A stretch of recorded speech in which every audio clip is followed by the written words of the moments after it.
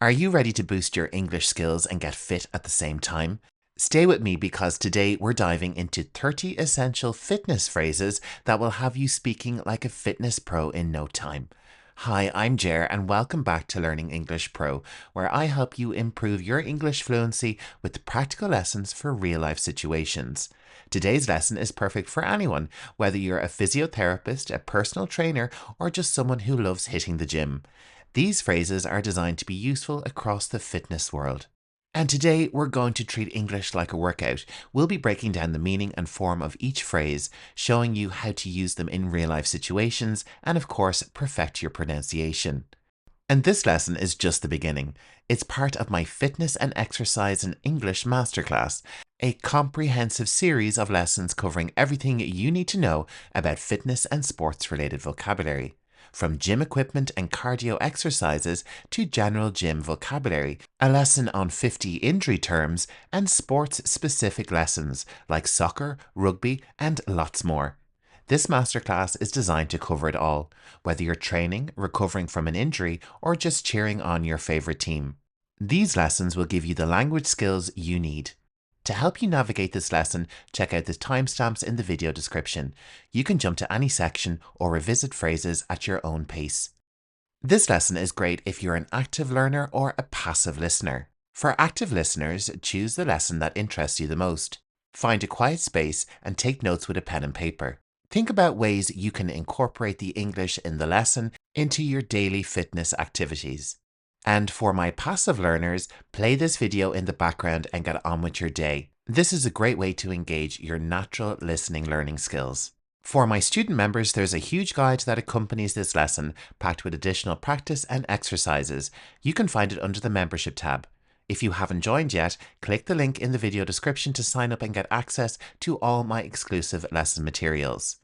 Alright then, let's get started and build your English fitness together with 30 phrases for exercise and fitness. In our first category, we are looking at preparation for exercise, with phrases relating to warm-up and stretching. Stretch your arms overhead. Here, stretch means to lengthen or extend a muscle.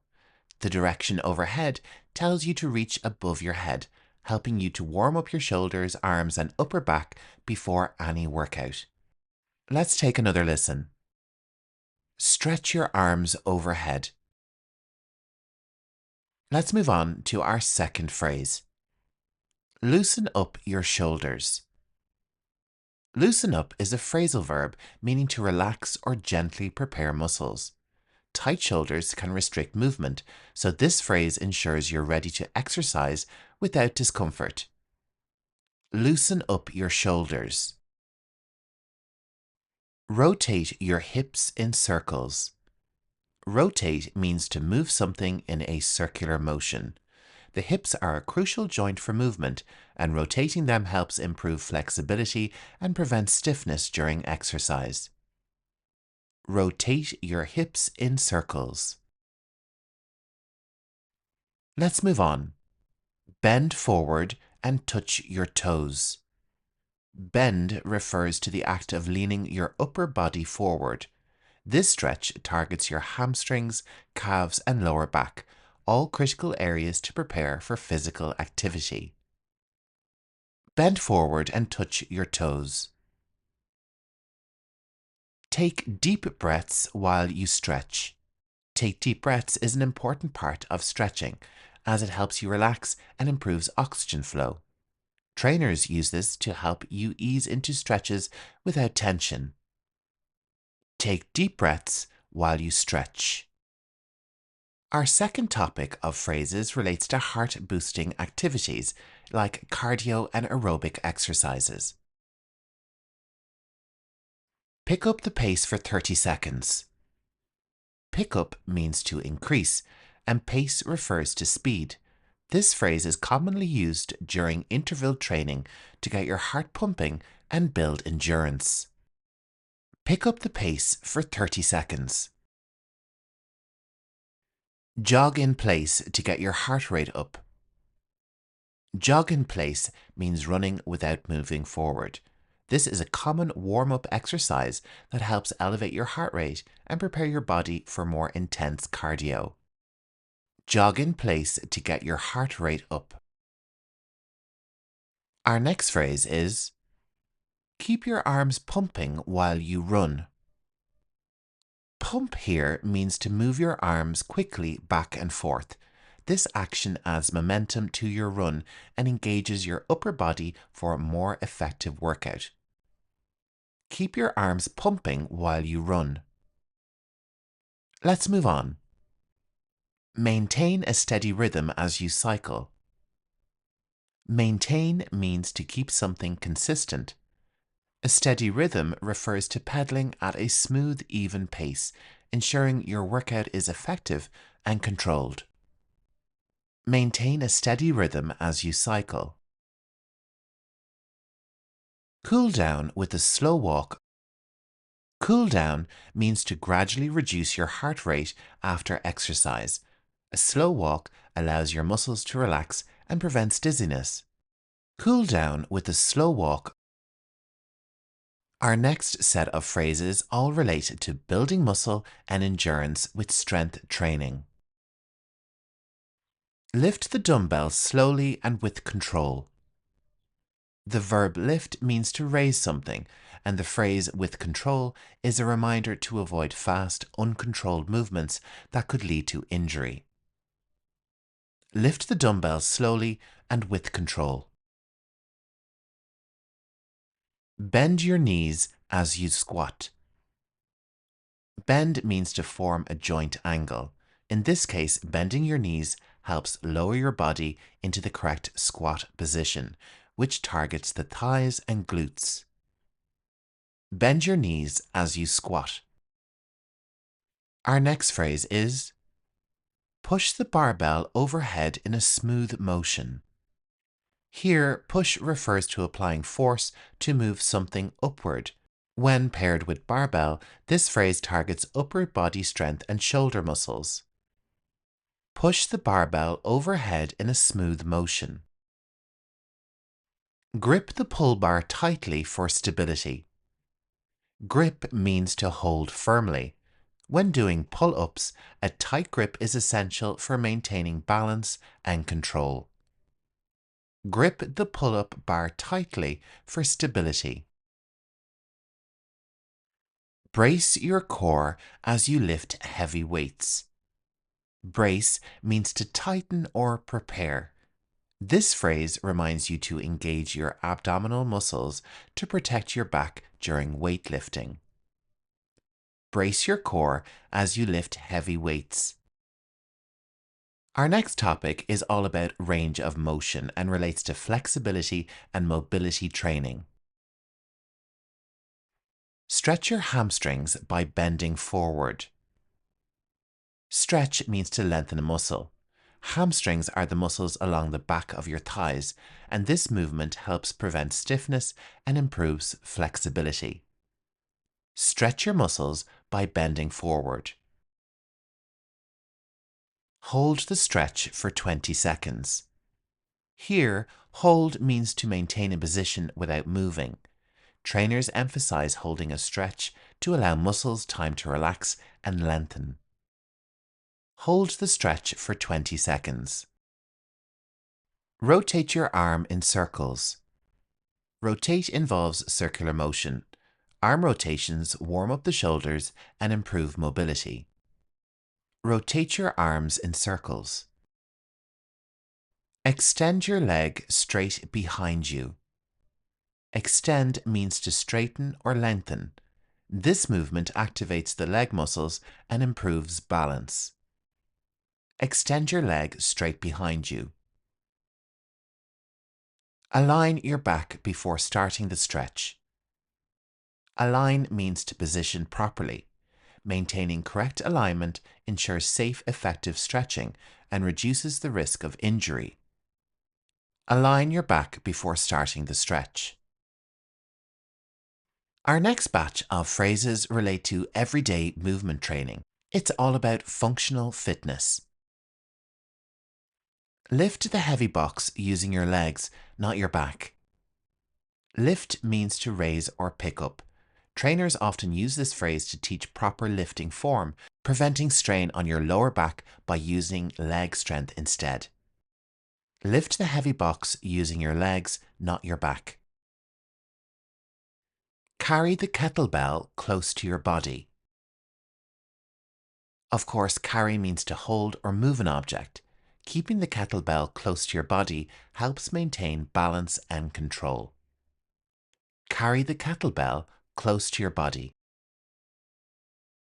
Twist your torso while holding the medicine ball. Twist refers to rotating the upper body.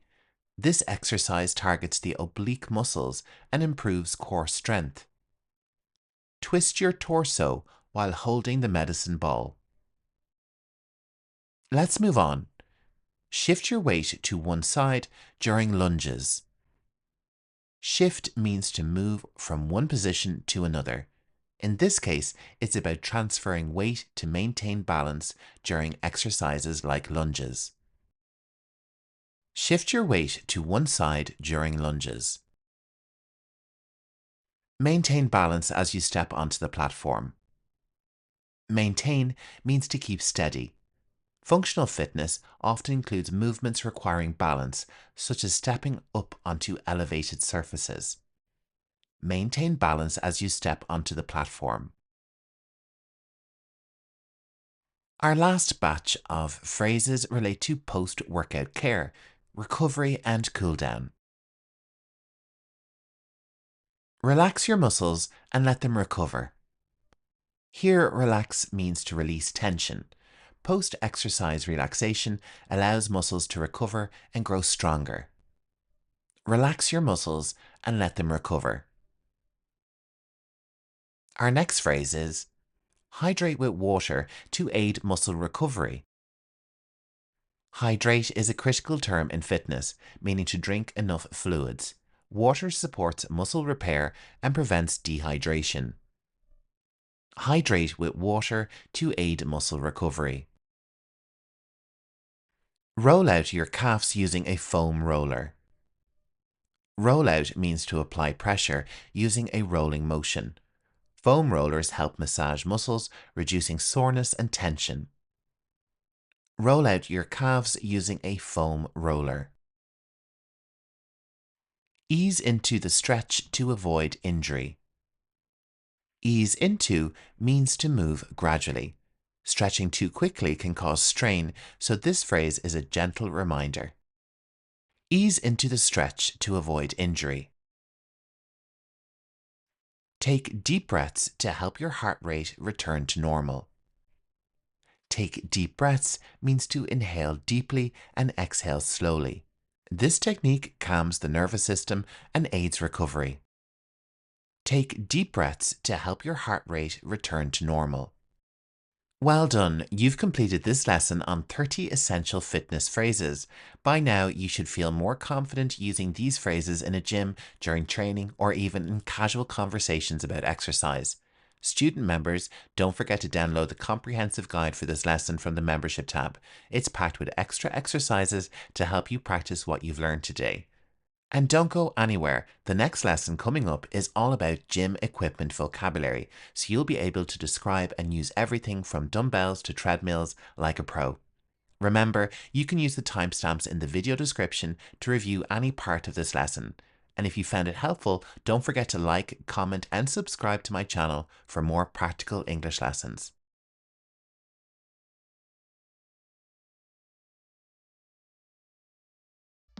Our first piece of gym equipment is the treadmill. A treadmill is a stationary exercise bike with a moving platform or belt that allows users to walk, jog, or run in place. It is commonly used for cardiovascular workouts, helping to improve stamina, burn calories, and enhance overall fitness. Treadmill. Let's move on to dumbbells. These are handheld weights used for strength training exercises. They come in various weights and sizes and are used to target specific muscle groups. Dumbbell. Similar to a dumbbell, we have a barbell. This is a long metal bar with weights attached to both ends. It's commonly used in weightlifting and strength training exercises. Barbell. Our next piece of equipment is the elliptical.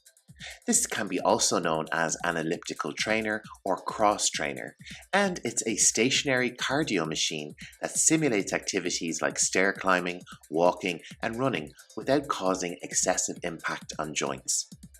Elliptical. Moving on to the rowing machine. This is an exercise machine that simulates the motion of rowing a boat. It provides a full body workout, engaging muscles in the arms, legs, back, and core. Rowing machine. A bench is a piece of gym equipment used for various strength training exercises. It typically consists of a flat or inclined surface where users can sit or lie down while performing exercises like bench presses, dumbbell flies, and lots more. Bench. A mat or an exercise mat, often referred to as fitness or yoga mat, is a padded, cushioned, and non-slip surface designed to provide comfort and support during various workout routines and stretching exercises. Mat. A kettlebell is a cast iron weight with a handle resembling a kettle with a spout. It is used for dynamic and functional exercises that involve swinging, lifting, and moving the kettlebell to engage multiple muscle groups and improve strength, flexibility, and coordination. Kettlebell. Next up, we have resistance bands. These are stretchable bands made of rubber or latex that provide resistance during strength training exercises. They come in various resistance levels and can be used to target specific muscle groups. Resistance bands. A stationary bike, also known as an exercise bike, is a stationary cardio machine that mimics the motion of cycling. It provides a low-impact workout that targets the lower body muscles. Stationary bike. Our next term is the pull-up bar. This is a horizontal bar that is often mounted to a wall or frame. It is used for upper body strength exercises like pull-ups and chin-ups, which primarily target the muscles of the back, shoulders, and arms. Pull-up bar. A medicine ball is a heavy ball, often made of rubber, that is used for strength and conditioning exercises. It can be lifted, thrown, or slammed to engage various muscle groups and improve power and coordination. Medicine ball. A leg press machine is a gym equipment used for leg strength training. Users sit on a seat and push a weighted platform away from them using their legs. It primarily targets the quadriceps, hamstrings, and glutes. Leg press machine. And a cable machine is a piece of gym equipment that consists of adjustable cables and handles. It allows users to perform a wide range of exercises by adjusting the height, angle, and resistance of the cables. Cable machine. A yoga block is a prop used in yoga practice to provide support and stability. It is often used to modify yoga poses and stretches, especially for practitioners who need assistance in reaching the floor or achieving proper alignment. Yoga block. A foam roller is a cylindrical tool made of foam that is used for self-myofascial release. It is rolled along different muscle groups to alleviate muscle tension, improve flexibility, and enhance recovery. Foam roller. A jump rope is a rope used for cardiovascular workouts and improving coordination. It involves jumping over the rope as it passes under your feet, providing an effective and fun way to engage in aerobic exercise. Jump rope. Our next term is the stair climber. This is an exercise machine that simulates stair climbing for cardiovascular fitness. It provides a low-impact workout that targets the lower body muscles. Stair climber. Let's move on to the squat rack. This is a piece of gym equipment used for performing squats and other compound exercises. It consists of upright posts with adjustable safety bars that support the barbell during exercises. Squat racks are essential for safely lifting heavy weights. Squat rack. Last but not least, we have the punching bag. This is a heavy bag made of durable material used for boxing and martial arts training. It is punched, kicked and struck to practice techniques, build strength and improve cardiovascular endurance. Punching bag.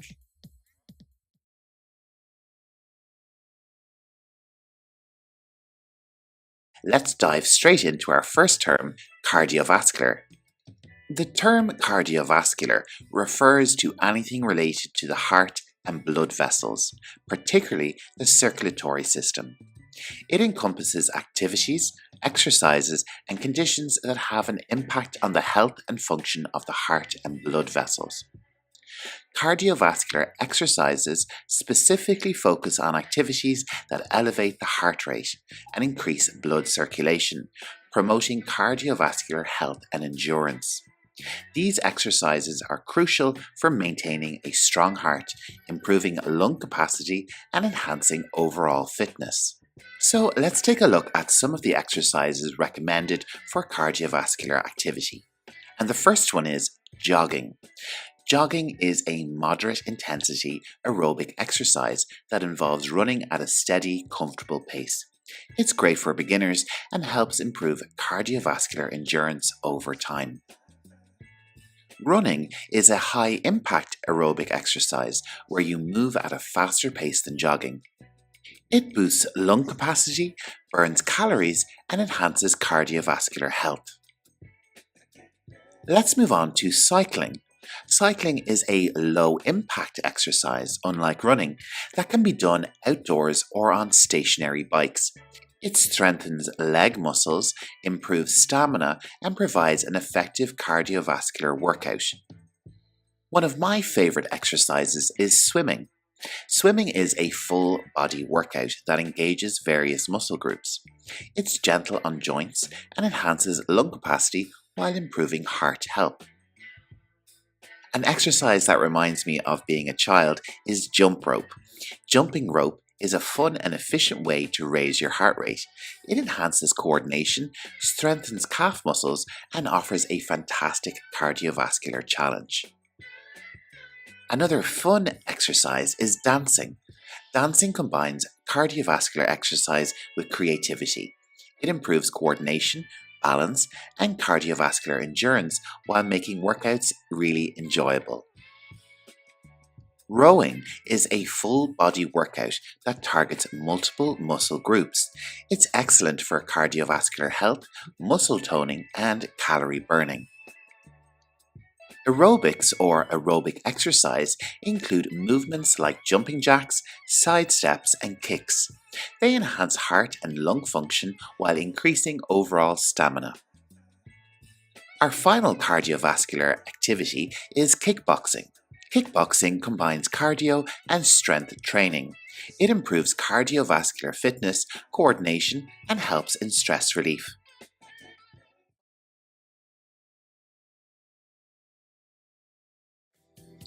Let's begin by looking at some verbs relating to fitness and exercise.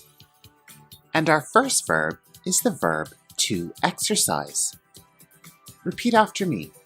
To exercise. And the definition is to engage in physical activity to sustain or improve health and fitness. Let's have a look at this verb in action. This example is in the present simple tense. She exercises twice a week. Repeat after me. She exercises twice a week. Our next example with this verb is in the past simple tense. He exercised last week in the gym. Repeat after me. He exercised last week in the gym. Our next example is in the future simple tense. She will exercise tomorrow in the park. Repeat after me. She will exercise tomorrow in the park. Our next verb is a very common activity in exercise. To jog. Repeat after me. To jog. And the definition is to run at a steady, gentle pace, especially on a regular basis as a form of physical exercise. She jogged last week in the sun. She jogged last week in the sun. Let's move on to our next verb. To cycle. Repeat after me. To cycle. And the definition is to ride a bicycle. Our first example sentence is in the present simple tense. He cycles 3 times a week. Repeat after me. He cycles 3 times a week.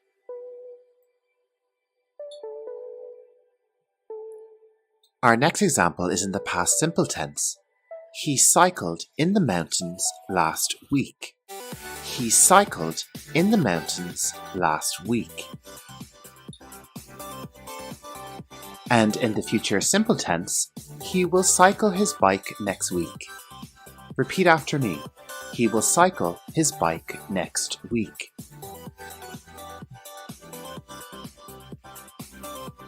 Our next verb is to stretch. Repeat after me. To stretch. And the definition is to straighten or extend one's body, or a part of one's body, to its full length. And we do this before we exercise. Our first sentence example is in the present simple. He stretches before his run. Repeat after me. He stretches before his run. And in the past simple, he stretched before he exercised. He stretched before he exercised. Now it's time to have a look at some nouns which are associated with fitness and exercise. The first noun we will look at is the treadmill. Treadmill.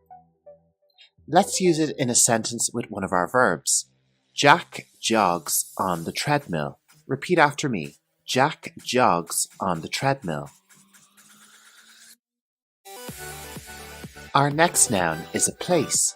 The gym. Repeat after me. Gym. Our example sentence is, they meet at the gym. They meet at the gym.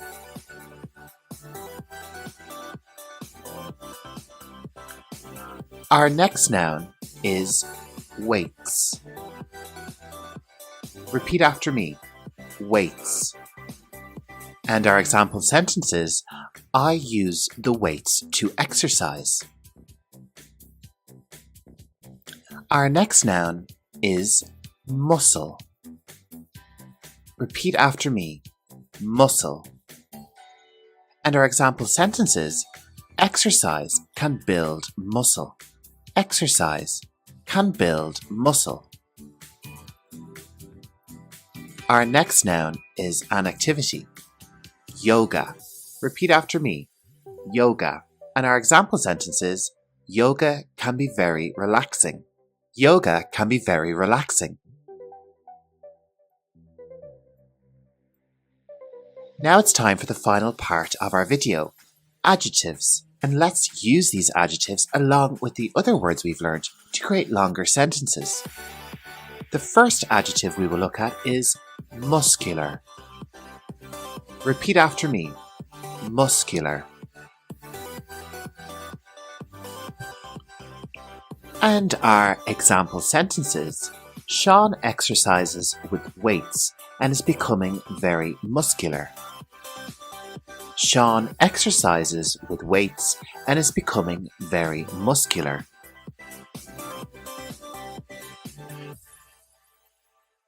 Our next adjective is sweaty. Repeat after me. Sweaty. It is common for the body to get sweaty after exercising. It is common for the body to get sweaty after exercising. Our last adjective for this video is tired. Repeat after me. Tired. Joel was very tired after using the treadmill and lifting weights. Joel was very tired after using the treadmill and lifting weights.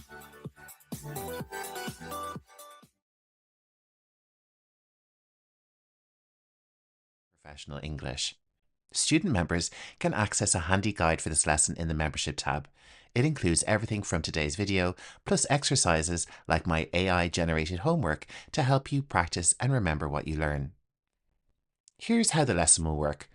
I'll give you the most commonly used term for the injury, then we'll go over the proper medical name. Next, I'll explain the condition with a clear, concise definition. You'll also see visuals to help you fully understand the term. Finally, we'll look at an example sentence using natural collocations, so you'll learn the right way to talk about these injuries in a real-life medical setting. Alright then, let's get started. Our first condition is a broken bone. The medical term for this is a fracture. Let's take a look at our first definition. A broken bone or a fracture is a break in a bone, which may be minor, like a hairline fracture, or severe, like a compound fracture. And let's take a look at our example sentence. The X-ray confirmed that he has a fractured wrist, and he'll need a cast. Let's move on to dislocated shoulder. And the medical term is quite similar, shoulder dislocation. Our definition is when the upper arm bone or the humerus comes out of its socket. Our example sentence. He fell off his bike and dislocated his shoulder, requiring immediate treatment. Third on our list is a sprained ankle, also referred to as an ankle sprain. This is defined as a stretched or torn ligament in the ankle. She twisted her foot while running and now has a sprained ankle. Let's move on to pulled muscle. This can also be referred to as muscle strain or strained muscle. It is an overstretching or tearing of muscle fibers. Let's take a look at our example sentence. He lifted a heavy box and ended up with a strained back muscle. Our fifth term is bruise. The medical term for this is contusion. The definition is a bleeding under the skin due to a blunt injury. After falling on the stairs, she developed a large bruise on her thigh. Our next condition is a swollen knee. In medical terminology, this is known as a knee effusion. It is a fluid buildup in or around the knee joint due to injury or inflammation. His knee is swollen after the accident, and the doctor suspects ligament damage. Let's move on to a torn ligament. You can tear a ligament in lots of different places. One common type is known as an ACL tear. It is a tear in the ACL, which of course is a ligament in the knee. Our example sentence is, the footballer was sidelined for months after an ACL tear. Let's move on to torn cartilage. There is cartilage in different parts of the body. One common type of torn cartilage is a meniscus tear. This is damage to the cartilage in the knee, often caused by twisting. He needed surgery to repair a torn meniscus. Our ninth term is a cracked rib. In medical terminology, it would be known as a rib fracture. This is a break or crack in one of the ribs, usually caused by trauma. She has a cracked rib from the car accident, but it will heal on its own. Let's move on to frozen shoulder, also known in medical terms as adhesive capsulitis. This is a stiffness and pain in the shoulder joint, leading to limited movement. Let's take a look at our example. He developed frozen shoulder after months of inactivity. Our next condition is sports related, a tennis elbow, also known as lateral epicondylitis. It is an inflammation of the tendons in the elbow due to overuse. His doctor diagnosed him with tennis elbow from repetitive lifting. A similar condition is golfer's elbow. This is known as medial epicondylitis, and it is an inflammation of the tendons on the inside of the elbow. Let's take a look at our example sentence. The patient complained of pain due to golfer's elbow. We are already on our 13th term, which is a slipped disc. In medical terms, this would be known as a herniated disc. And it describes a spinal disc that is moved out of place, pressing on nerves. He has a herniated disc causing severe back pain. Next up, we have whiplash. This is also known as cervical strain. It describes a neck injury caused by sudden back and forth motion, often from car accidents. After the car crash, she suffered from whiplash.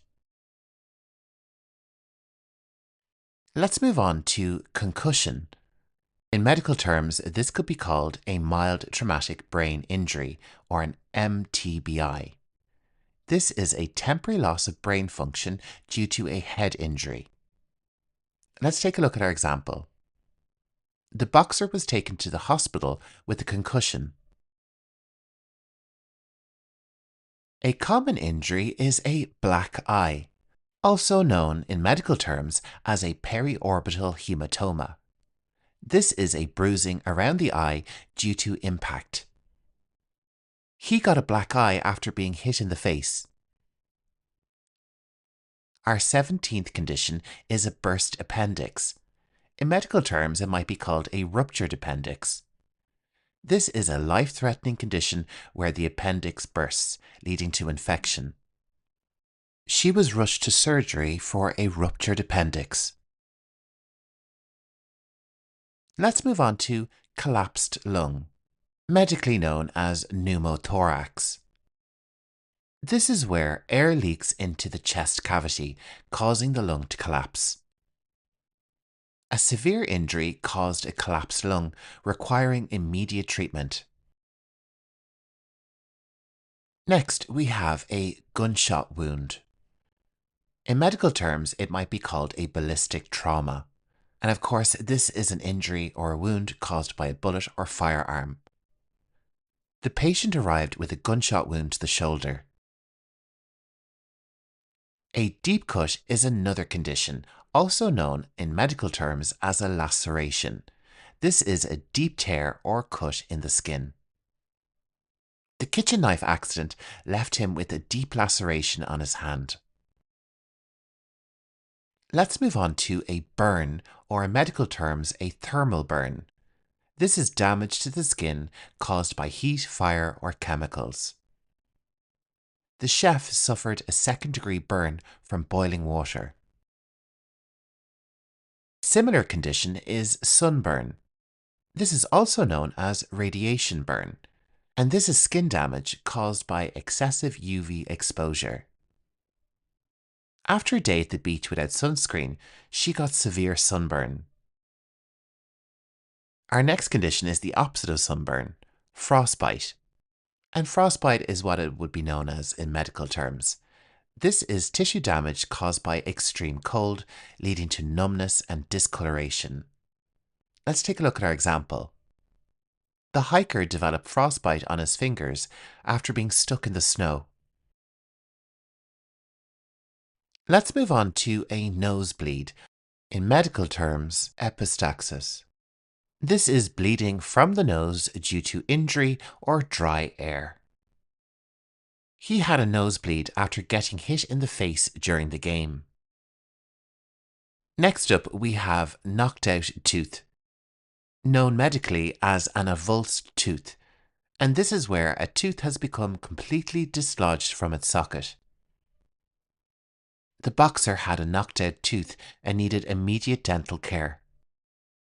Another common dental condition is a chipped tooth, known medically as a dental fracture. This describes a small break or crack in a tooth. She bit into a hard candy and ended up with a chipped tooth.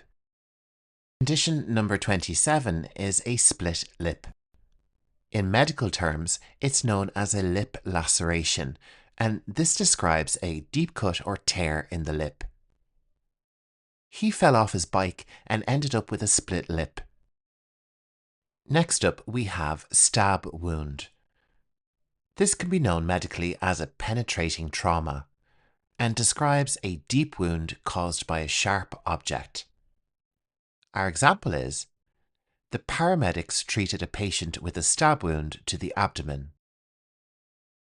Let's move on to punctured lung. This can also be called a traumatic pneumothorax. It describes a lung injury where air leaks into the chest cavity. The patient had a punctured lung due to a fractured rib. We are already at number 30, internal bleeding. In medical terms, this would be called a hemorrhage, and it defines bleeding inside the body, often due to trauma. Let's take a look at our example. The car crash victim showed signs of internal bleeding and needed surgery. Next up, we have a swollen lip. In medical terms, this would be called a lip edema. It describes a swelling of the lips due to something like an injury or an allergy. After the allergic reaction, his lip was swollen and painful. Next, we have sprained wrist, or a wrist sprain. This is a stretched or torn ligament in the wrist. She slipped on ice and ended up with a sprained wrist. A jammed finger can also be called a finger sprain. This is an injury to the ligaments in the finger due to impact. He jammed his finger playing basketball and now it's swollen and stiff. Let's move on to the nicely named turf toe. Better known in medical circles as metatarsal phalangeal joint sprain. This describes a sprain of the big toe. It's common in athletes. And our example sentence is, the footballer was sidelined with turf toe after a rough tackle. Our next condition is one I have suffered with myself, shin splints. Medically, it is known as medial tibial stress syndrome. It describes a pain along the shin bone due to overuse. The new runner developed shin splints from training too hard. An Achilles tendon tear is also known as an Achilles tendon rupture. It describes a complete tear of the Achilles tendon, which connects the calf to the heel. He collapsed in pain after an Achilles tendon rupture during a sprint. Number 37 is a rotator cuff tear, also known as a rotator cuff injury. It describes a tear in the muscles or tendons of the shoulder. The swimmer was diagnosed with a rotator cuff tear and needed physical therapy. Let's move on to a boxer's fracture. In medical terms, a fifth metacarpal fracture. This is a fracture of the hand bones, often caused by punching a hard object. He broke his hand in a fight and was diagnosed with a boxer's fracture. Next up, we have groin strain, also known as adductor muscle strain. This describes an overstretching or tearing of the muscles in the groin area. Let's take a look at our example. He had to stop playing due to a groin strain. Let's move on to blister. This can also be known as a friction blister. It is a fluid-filled bubble on the skin caused by friction or burns. She developed blisters on her feet from wearing new shoes. The term bed sores can also be referred to as pressure ulcers. These are skin wounds caused by prolonged pressure, common in immobile patients. The nurse treated the elderly patient's bed sores with special dressings. Next, we have ear barotrauma. In medical terms, this would be known as barotitis media. It describes damage to the ear due to sudden pressure changes. He experienced ear barotrauma while scuba diving. Our next term is dehydration. In medical terms, it can also be known as hypohydration. And of course, this is a condition where the body loses too much fluid. The marathon runner suffered from severe dehydration. Our next type of injury is an electric shock. You might hear this referred to as an electrical burn or electrocution, and it's defined as an injury caused by contact with electricity. Let's take a look at our example. The worker was rushed to the hospital after an electric shock. Condition number 45 is a broken nose, also known as a nasal fracture. This is a break or crack in the bones of the nose, often caused by impact. The rugby player suffered a broken nose after a head collision. Let's move on to a hip fracture. In medical terms, a femoral neck fracture, and this describes a break in the upper part of the thigh bone.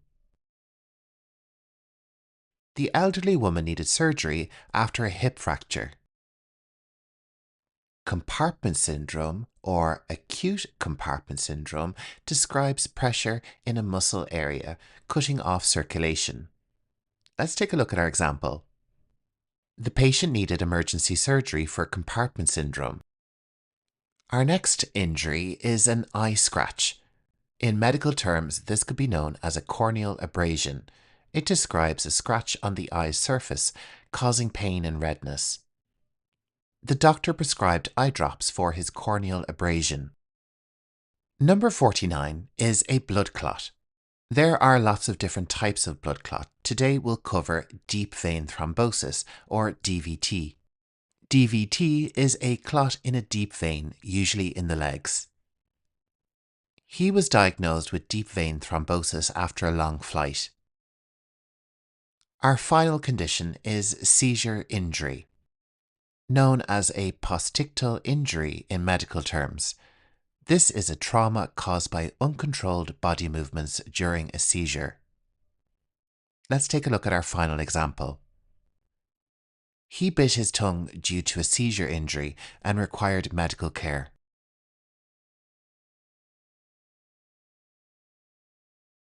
English lesson. If you're ready to begin learning about soccer, sit back, relax, and let's start learning English. The first thing we need to understand with this game is that it's called soccer in American English and football in British English. So whichever one is your preference, you can use this with different nouns. Like team, you can call it a soccer team or a football team. Or you could say a soccer player or a football player. So let's move on and look at some different nouns associated with soccer or football. Soccer is played on a field we call a pitch, and the pitch is usually covered in grass, which is kept short, and most soccer games are played outdoors. With some soccer games, you may play it on an artificial surface we call AstroTurf, and this material can be used sometimes in indoor soccer games. Indoor games usually consist of smaller teams. A team with just 5 players would be called a 5-a-side team. Soccer can also be played in a stadium, which is for much bigger games, like an international soccer game between two different countries. And most soccer games have 11 players, especially official FIFA games. Let's take some time to understand in English what positions different players can play in.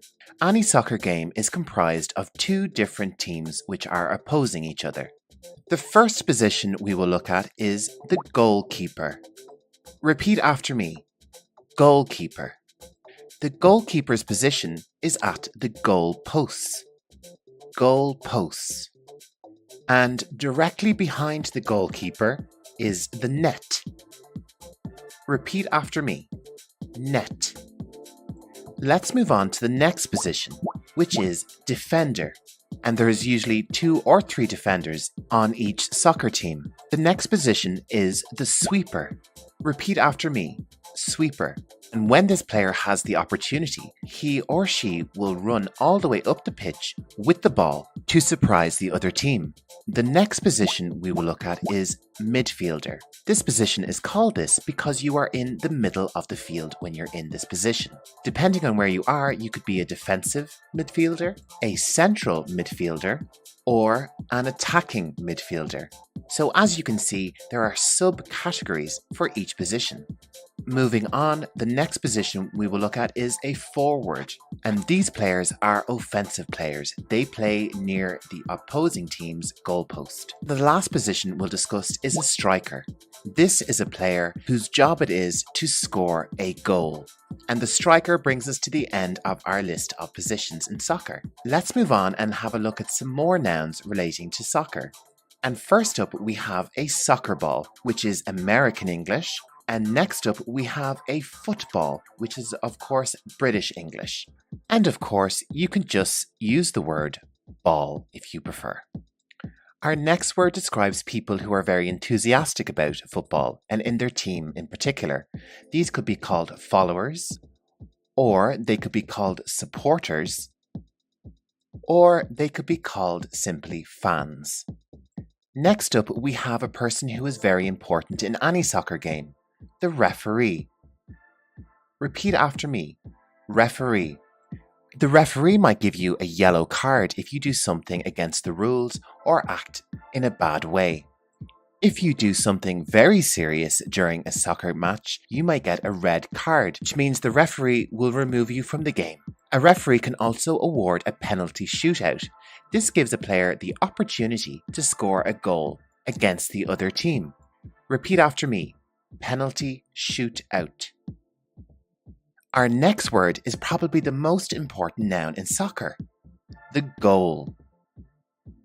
Repeat after me. Goal.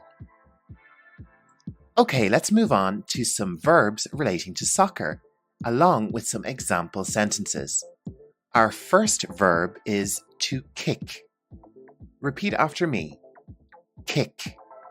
Let's use this verb in a past tense sentence example. The striker kicked the soccer ball at the penalty shootout. The striker kicked the soccer ball at the penalty shootout. Our next verb is to dribble. Repeat after me. Dribble. And this verb means to run along with the ball. Let's say it one more time. Dribble. Let's use this verb in a past tense sentence. The sweeper dribbled the ball up the pitch towards the goalposts. The sweeper dribbled the ball up the pitch towards the goalposts. Our next verb is to pass. Repeat after me. Pass. And our sentence example is, the defenders pass the ball to each other. The defenders pass the ball to each other. And now it's time for our last verb of our video. To score. Repeat after me. Score. And our sentence example is, the forward player passed the ball to the striker who scored a goal. The forward player passed the ball to the striker who scored a goal.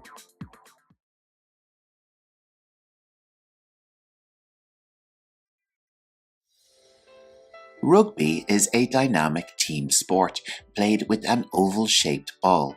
It's known for its physicality and teamwork with two main forms, rugby union and rugby league, each with its own rules and nuances.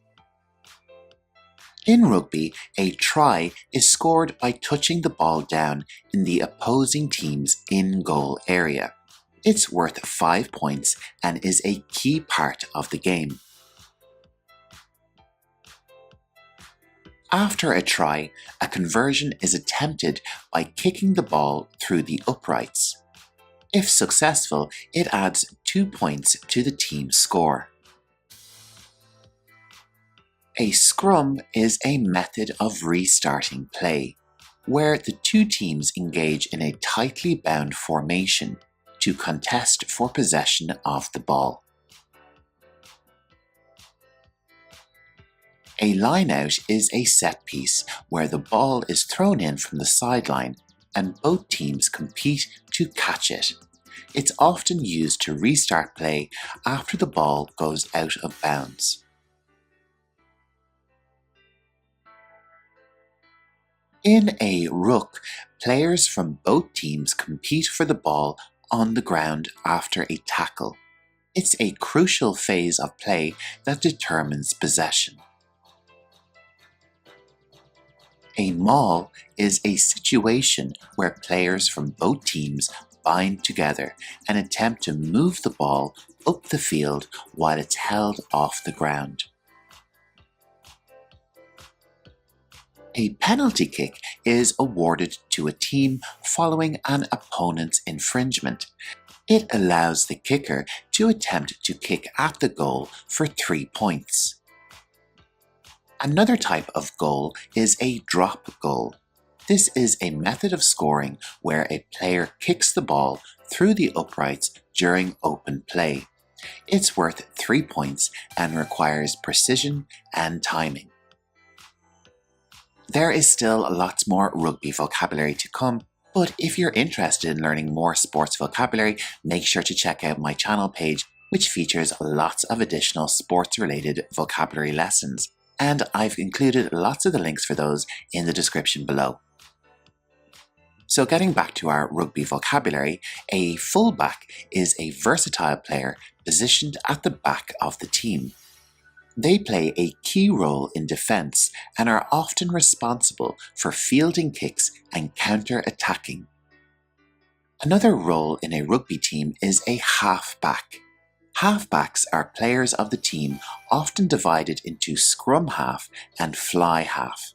They're responsible for distributing the ball and setting up attacking opportunities. A tackle is a defensive maneuver where a player brings down the ball carrier. Effective tackling is vital in preventing the opposing team from advancing. A knock-on happens when a player loses control of the ball, causing it to go forward. It results in a scrum for the opposing team. Another important term is breakdown.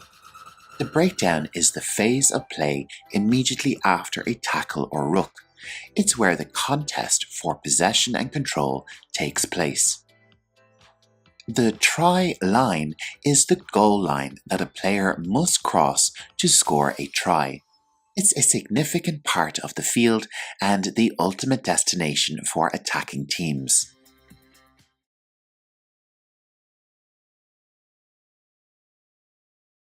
The first discipline we will look at is the biathlon, which includes 2 different sports.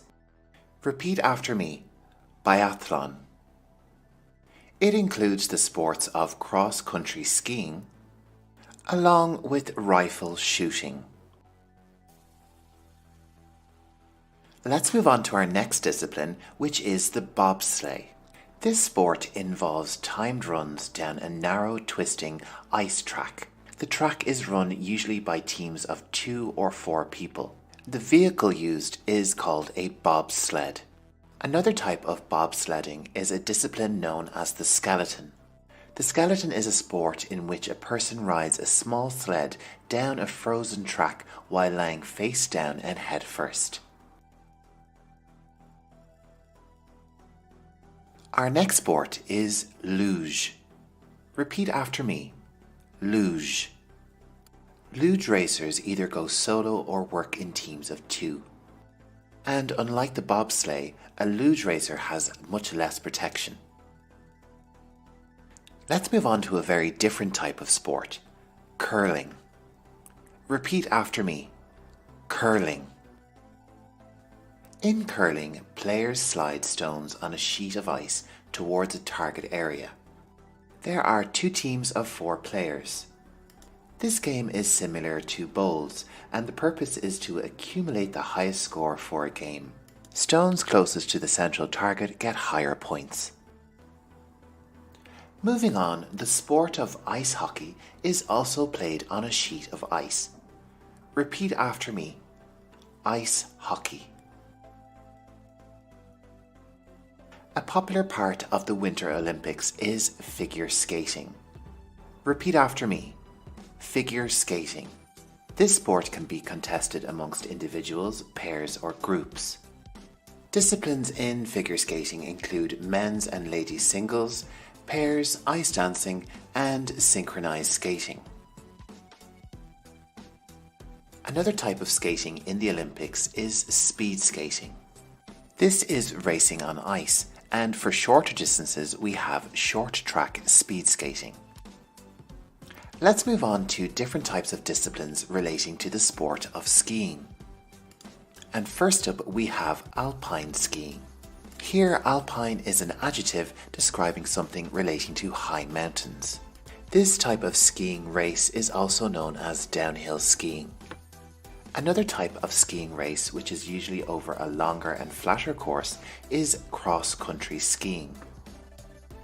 Our next type of skiing is ski jumping. This sport involves speeding down a jumping ramp and performing an aerial style. We also have the discipline called Nordic Combined, which involves the 2 disciplines of cross-country skiing and jump skiing. One of the newer Winter Olympic sports is snowboarding. It has featured at the Winter Olympics since 1998. Our next discipline is known as freestyle skiing. This type of competitive skiing can consist of a skier performing aerial flips and spins, and can include skiers sliding rails and boxes on their skis. And it can be skied in skis or on a snowboard.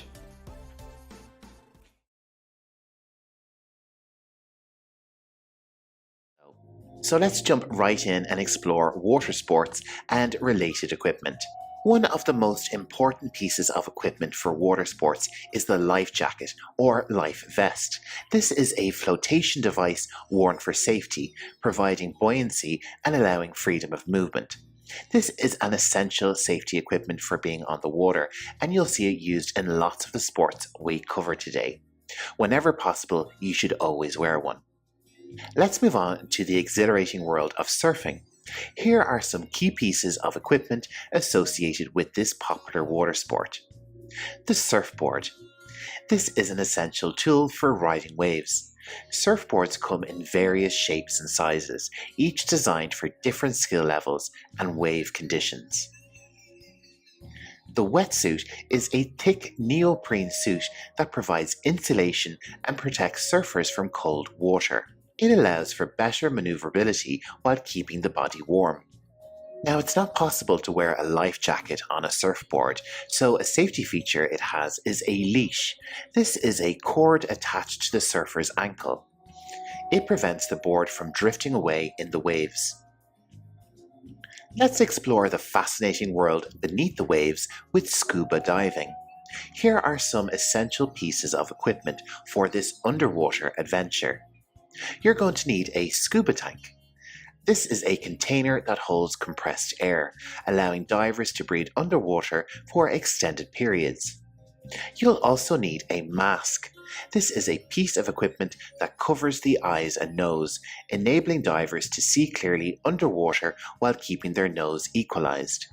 Another essential piece of equipment are fins. These are flippers which are attached to the feet that help divers move more efficiently through the water with less effort. But how about if you don't want to dive deep and you still want to explore the underwater? Well, snorkeling could be for you. For this sport, you'll need snorkels and goggles. A snorkel is the breathing tube that allows snorkelers to stay face down in the water while breathing through the tube. This enables them to observe underwater life. And the goggles help protect your eyes, just like the mask does in scuba diving. It keeps your vision clear so you can take a peek at what's going on underwater. Next up, we have the serene and exciting world of kayaking. Here are some must-know items for this water sport. A kayak is a narrow watercraft designed for one or more people to paddle, often used for recreational outings or adventurous expeditions. And a paddle is the tool with a blade on each end which we use to propel the kayak through the water. For kayaking, a spray skirt is an essential piece of equipment. This is protective cover worn by a kayaker that prevents water from entering the cockpit, keeping them dry. Let's glide into the tranquil world of stand-up paddle boarding. Here are some essential pieces of equipment to make your experience memorable. A paddleboard is a large, stable board that enables users to stand up and paddle on calm waters. You'll also be using a paddle and a leash, which we've already seen in other sports. And you might also need a sun hat. This is a wide-brimmed hat that shields the user's face from the sun, enhancing comfort during long paddles. Now let's catch the wind and ride the waves with windsurfing. Here's what you need to harness the power of the wind and water. A windsurfing board is a specialized board with a mast track to attach the sail, allowing riders to balance and maneuver. Now we have two other terms there that we're going to explore, the sail and the mast. The sail is the key component that captures the wind's energy and propels the board forward, while the mast is the vertical pole that holds the sail in place and connects it to the board. Another piece of equipment you'll need for windsurfing is the harness. This is a wearable device that attaches the windsurfer to the sail, reducing strain on the arms and providing better control. Ready to glide over the water surface? Well, let's explore water skiing and the essential equipment you'll need for this thrilling ride. Water skis are a pair of skis that attach to the feet, enabling skiers to stand and glide on the water surface. And a tow rope is a strong rope connected to the boat, allowing the skier to be pulled across the water. A water skier may also use protective gloves, which come with grippy surfaces that provide a better hold on the tow rope, enhancing control and comfort. A slalom course is a series of markers set up in a specific pattern for advanced skiers to navigate through. And the markers that line these courses are called buoys. Let's dive into team sports, and here we have water polo. Some of the equipment you'll need to play water polo include a water polo ball, and this is a ball specifically designed for water polo, featuring a textured surface for better grip in wet conditions. Caps are worn by players to distinguish teams, and also to provide some head protection during the intense matches. The goal is the target for scoring points, usually positioned at both ends of the pool, defended by the respective teams. A whistle is used by the referee to signal the start and stop of play, as well as to signal fouls and penalties. Now let's talk about the most fundamental water activity, which is swimming. Swimming goggles are protective eyewear that keep water out of the eyes, providing clear vision while swimming. And a swim cap is a cap worn to streamline hair and reduce resistance in water.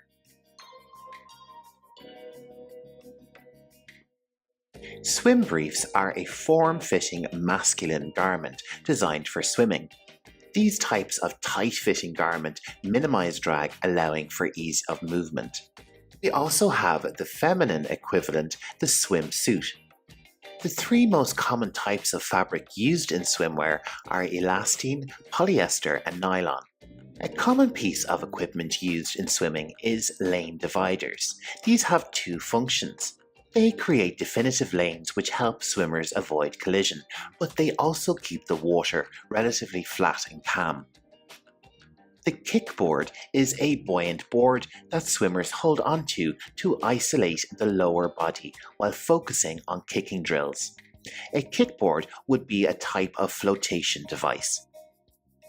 Taking swimming to an artistic level, we have our 10th and final water sport, which is synchronized swimming. Here's a glimpse into some of the equipment that helps create these captivating performances. A nose clip is worn by synchronized swimmers to prevent water from entering their nose during underwater movements. Synchronized swimmers also need waterproof makeup. This is specialized makeup that withstands water, enhancing the visual appeal of the routines. Also needed are elaborate and coordinated costumes that add the visual flair that this sport is known for. But did you know that synchronized swimmers use gelatin or hair pieces? These are used to secure hair into intricate styles that stay in place during movements.